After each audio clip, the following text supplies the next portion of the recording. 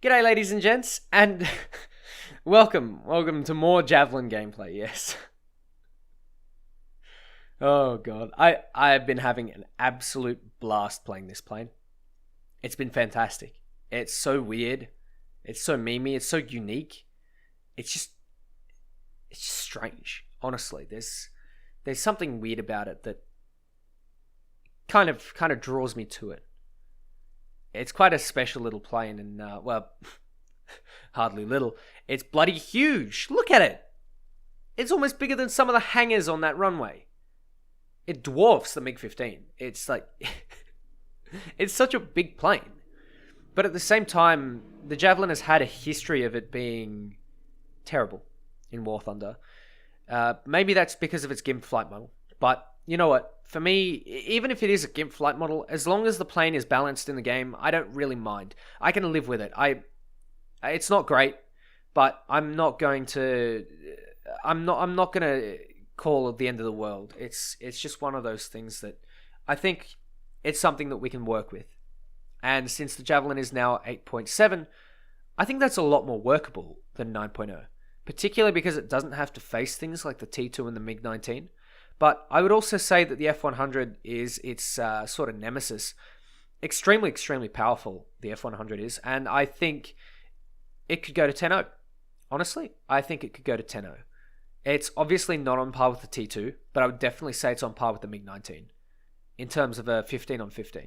Maybe not a 1-on-1, but I might make a video on that later. Regardless, back to the Javelin.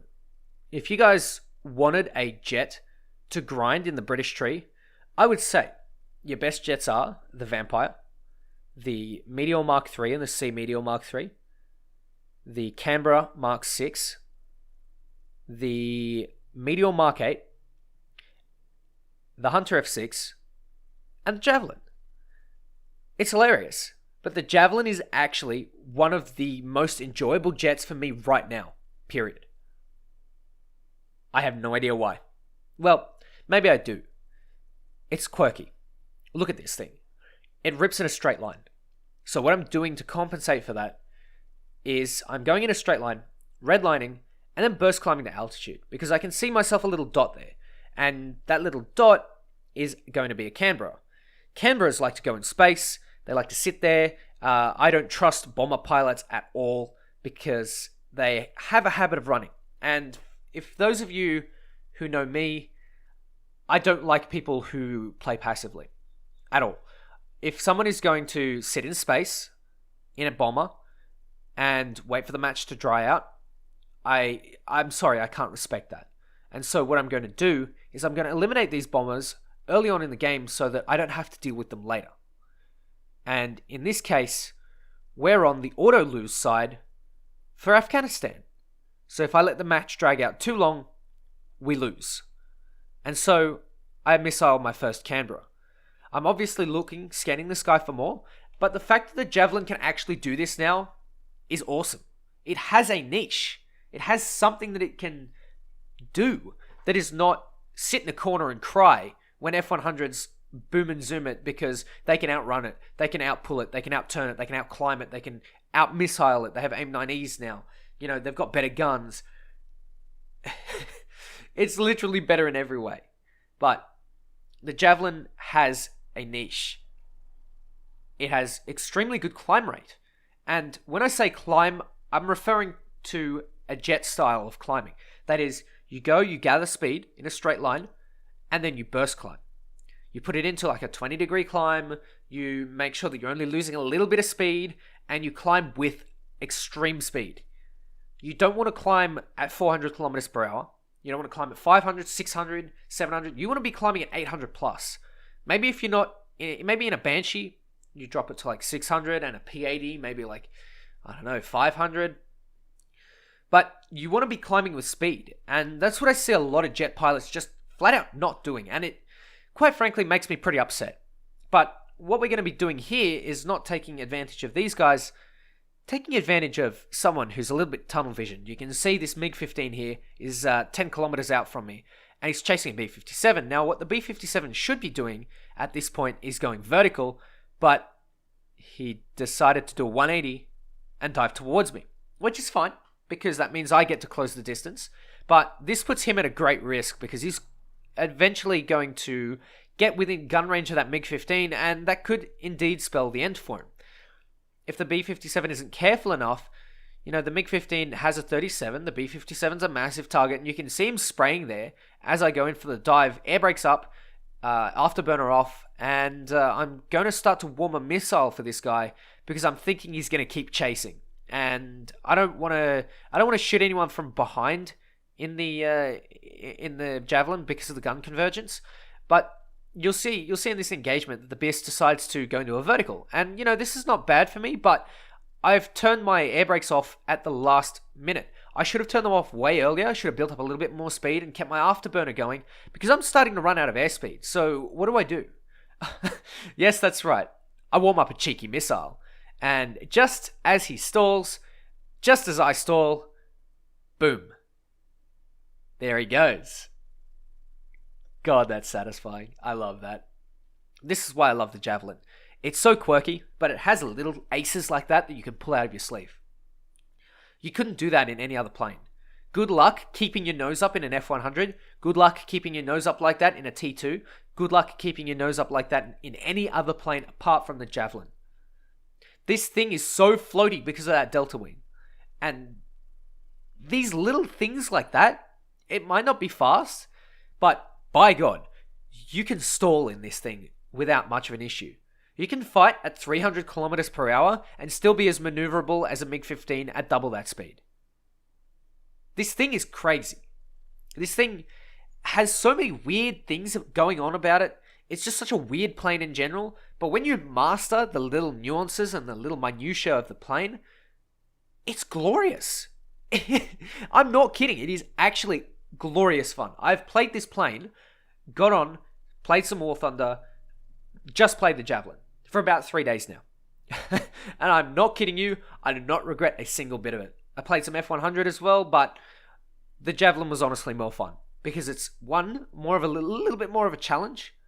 It's just strange. And the F-100 is very straightforward. But the Javelin is one of those planes that is both challenging and rewarding, memey, and somewhat competitive at the same time. There aren't many other planes in the game like this.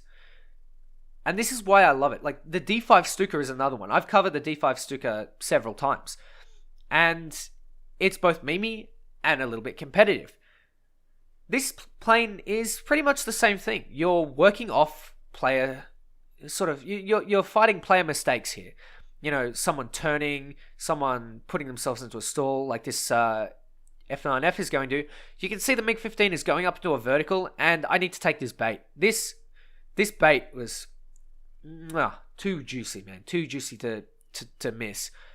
Even though I did miss the first salvo. But you can see, if you work together, imagine a squad of Javelins baiting for each other like this.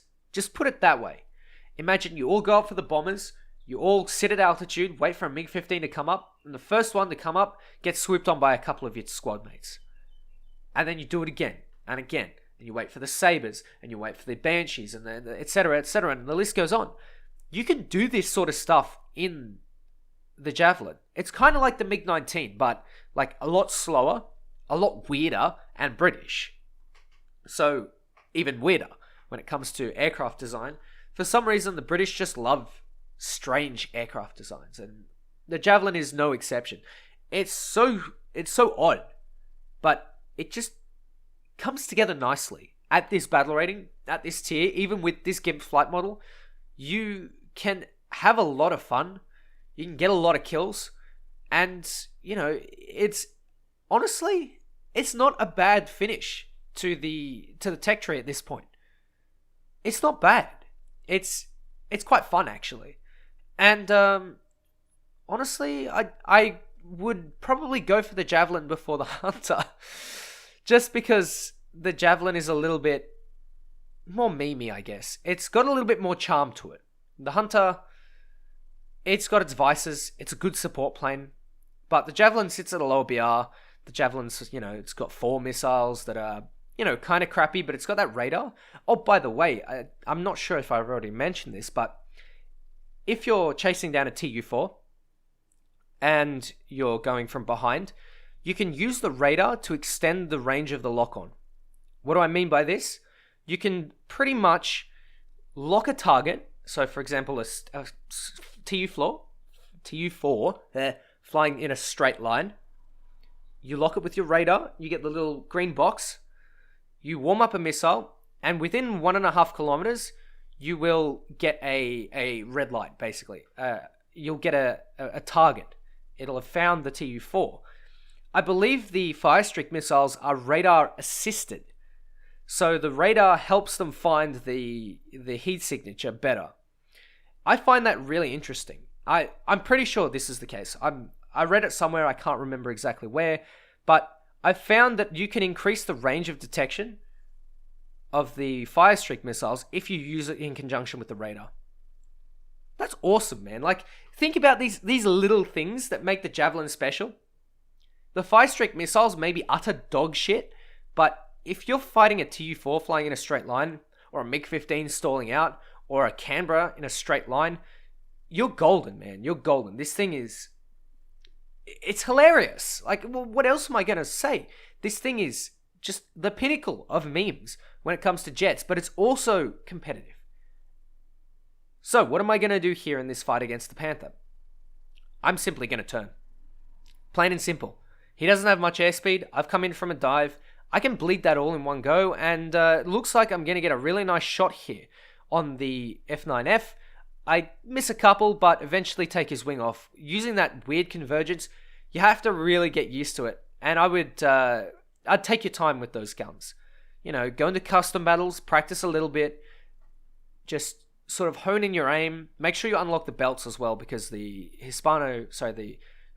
Hispanos and stock Aidens are both dog shit. So, you'll probably be used to it by now. But it's more getting that damage in and making sure your hits are solid. Another thing I would also recommend, if you didn't watch my last video, is angle your wings in the trajectory that you think this plane is going to fly. So, for example, if the plane is going to fly from left to right, you keep your wings level. If you think the plane is going to fly from up to down, keep your wings vertical, because that means that the guns are in a vertical alignment, and it means you basically have to aim less. Now, back to the actual footage. We're going to lose this match. Why? Because Afghanistan, for some fucking reason, has some auto-win situation for one side. It was good. It was on one side for the last patch, or at least in Update Supersonic. It was the other side that lost, and now it's this side. So Gaijin have literally not fixed anything. What needs to be done is, if you capture the zone, it is an airfield for you. Nothing else. Gaijin, please. This needs to be fixed. I could have had 6 kills and a win here, but because of this, nope. No dice for me. But anyway, ladies and gents, hope you enjoyed. I'm a bloody Javelin ace. So, there's that. I hope you enjoyed the video. I hope Gaijin gets onto that. Afghanistan is a good map, but my god. Anyway, ladies and gents, take care, and I'll catch you next time.